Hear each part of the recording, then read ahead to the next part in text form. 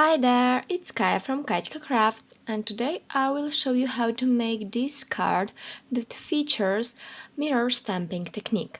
I decided that I want to mirror stamp this little birdie, and now I looked through my stash of honeybee stamps and I found this big mermaid. I was searching for a big stamp that will be able to transfer our ink. For example, this snow angel stamp wouldn't be good because it doesn't have actual stamp behind it. I mean the lines that actually stamp. It's important because where the stamp actually is, you got the raised area and you need this to have a great impression. So I will put this stamp in a misty and I have my back of a stamp up, and now I will actually stamp my bird on top. So I will just use misty as I normally would. Just I won't stamp on a paper but on this mermaid's head because there is a lot of raised areas, so where the mermaid would actually stamp if I was stamping the mermaid. I will use VersaFine Onyx Black ink because it's rich in color and doesn't dry that quickly. I will stamp my bird twice just to make sure I transferred enough ink. So once I have my bird transferred there, I will use this as my stamp. So I will again apply the stamp with its top part up, so I'm stamping with the back, so where we stamp the bird. I will now use the watercolor paper and just stamp the bird on it. And you can see that we got this transferred image. It's not perfect, but we will trace it and it will look fine. I will stamp another bird, so we will have one bird that is normally stamped and one mirror stamp. I am planning on making a wedding card, so I will make these two birdies facing each other. I will use this alcohol marker and I will just trace it. And since VersaFine is really rich in color, so it's really dark black, you won't actually see the difference between the stamp and just my traced image.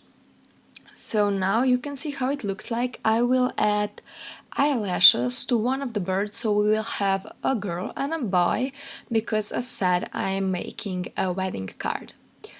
I will use my zigs to color this in because this is the fastest I color, so I will just use two colors. One is green and the other one is yellow, and I will spread everything around using my watercolor brush, and this helps me spread around the color evenly and I get the shadows I want. I will just make sure that I get the nice transition from green to yellow, but since these colors mix really great, I didn't have any problems.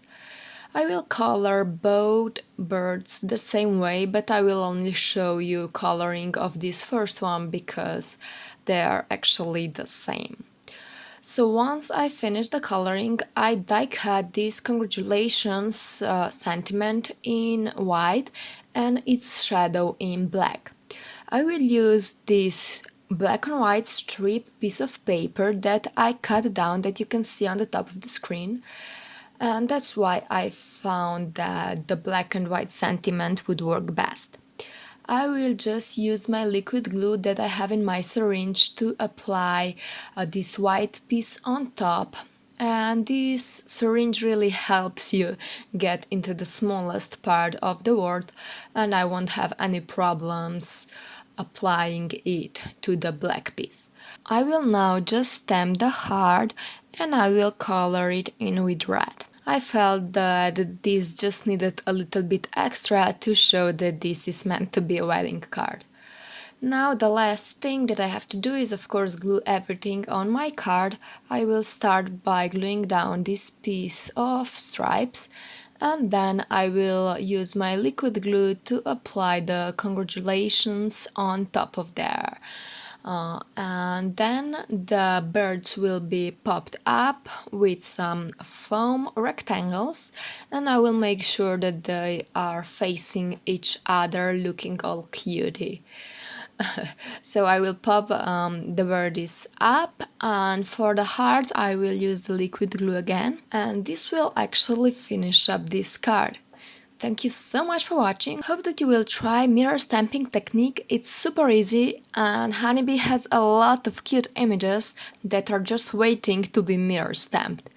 Thank you so much for watching, and see you guys soon. Bye bye!